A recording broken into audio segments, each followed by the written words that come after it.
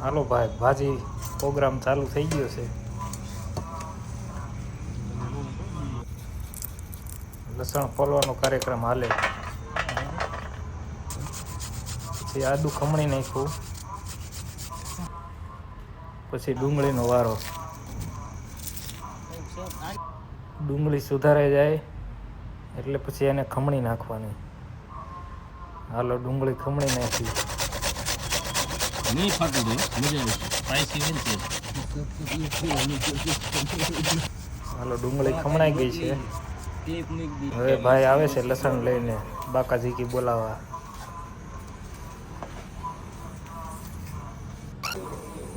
પછી લસણને ફોલી નાખશું. વાડીનું લીલું લસણ હો.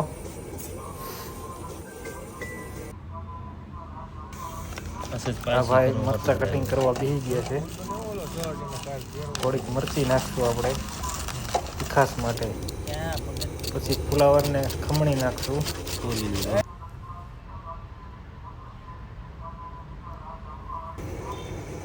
પછી ટમેટા ગ્રેવી કરી નાખવાની.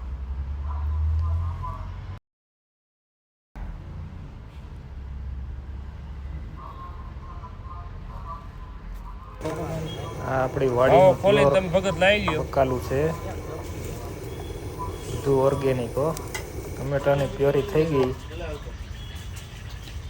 ત્યાર પછી લીલી ડુંગળી અને લીલું લસણ બધું કટિંગ કરીને બટેટા બાફવા મૂકી દેવાના. જો આ બટેટાને આવી રીતે કટિંગ કરી લેવાનું, પછી એને બાફી લેવાના. બફાઈ ગયા છે. હવે રીંગણાને આવી રીતે ચેકા મારીને રીંગણાને શેકી લેવાના. જો ભઠ્ઠો જગાઈ નાખ્યો છે. હવે એમાં રીંગણા નાખી દઈશું એટલે મસ્ત ચડી જાય. જો રીંગણા શેકાઈ ગયા છે અને આ બધું બકાલું કમ્પ્લીટ કપાઈને રેડી થઈ ગયું છે. હવે રીંગણાની આપણે છાલ ઉતારી નાખશું.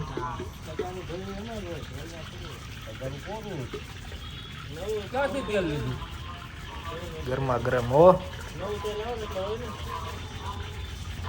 જો આવી રીતે છાલ કાઢી નાખવાની.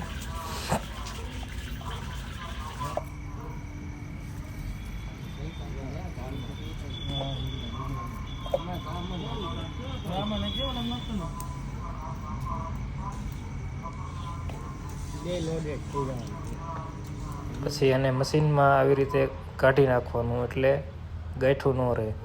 અને આ બટેટાને આવી રીતે ક્રશ કરી લેવાનું ખમણીમાં. જોઈ લ્યો છે ને એકદમ માવો પ્યોર હો. પછી આપણે તેલ લઈ લેશું. તેલ ગરમ થાય એટલી વાર વાટ જોવાની.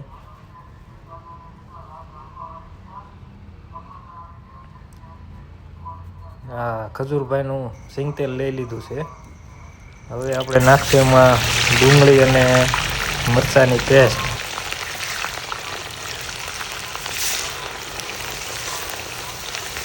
ફૂલ તેલ આવી જાય પછી જ નાખવાનું, એટલે આમ ધમકારો બોલી જાય ઠંડીનો.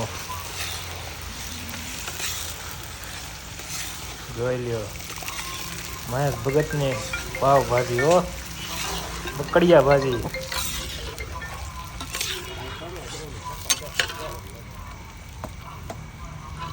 પછી એને ધીમા તાપે હલાવતું રહેવાનું.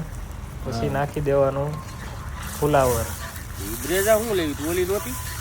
એટલે ચડી જાય.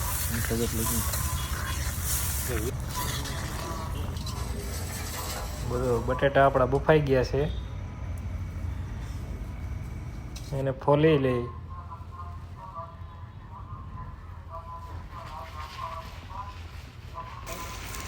પછી નાખી દેવું આપણે ટમેટું. ખાવા જોઈએ ભાઈ.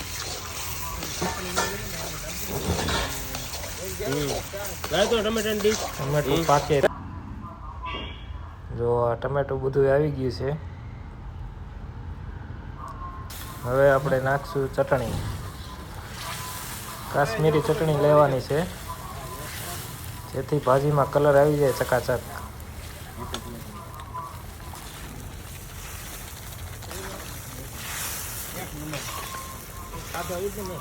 બીજો 35 નું હતું. પછી એને હલાવ્યા રાખવાનું ધીમા તાપે, એટલે ભાજી બને એક નંબર. રાજકોટની પ્રખ્યાત ભાજી હો. આ ઓલી એકો કે ને એકો, આ ઈ ભાજી છે. જોઈ લ્યો, થઈ ગયો ને લાલ ચટાક. ફૂલ ઉકળી જાય ને ત્યાં સુધી એને હલાવવા જ રાખવાની છે. જો દેખાય છે ને,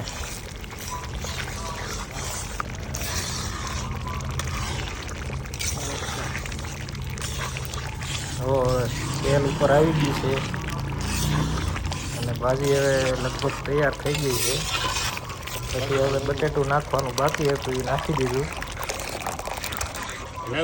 પછી થોડીક વાર હજી ચડવા દેવું આપણે, એટલે મસ્ત ટેસ્ટ આવી જાય. પછી જો ભઠ્ઠામાં પાપડ શેકી લઈ, વાડીની મોજ હો આ.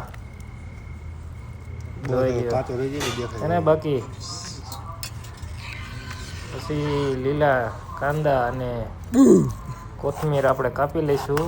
હવે ભાજી તૈયાર થઈ ગઈ છે, એટલે હવે કોથમીરનો વારો છે.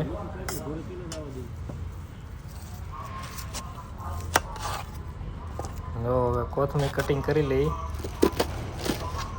આ વાડીની ઓરિજિનલ કોથમીર હો, એને બાકી એકદમ જોરદાર. જો ભાજી ઉકળી ગઈ છે ફૂલ. હવે એમાં આપણે છે ને કોથમીર નાખી દઈ, એટલે ભાજી લગભગ તૈયાર થઈ જાય. પણ થોડી વાર હજી આપણે રાખશું, કારણ કે પાણી હોય ને એ બધું બળી જાય. પછી ભાજીનો ટેસ્ટ આવે એક નંબર. જોઈ લ્યો અને બકડિયા ભાજી.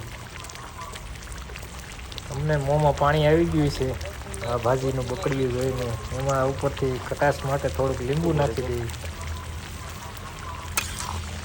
પછી એને હલાવી નાખી થોડીક વાર, એટલે આપણી ભાજી તૈયાર થઈ જાય. જેટલી ભાજી હલાવશો એટલી ભાજી મીઠી થશે.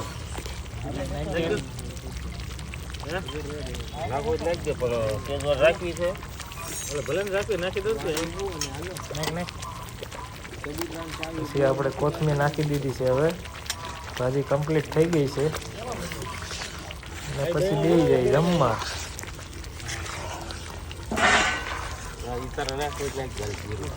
જોઈ લ્યો થઈ ગઈ ને એક નંબર. હાલો તો હવે બેસી જાય જમવા. હાલો તમારે ભાજી ખાવી હોય તો વાડીની હો, રાજકોટની ફેમસ.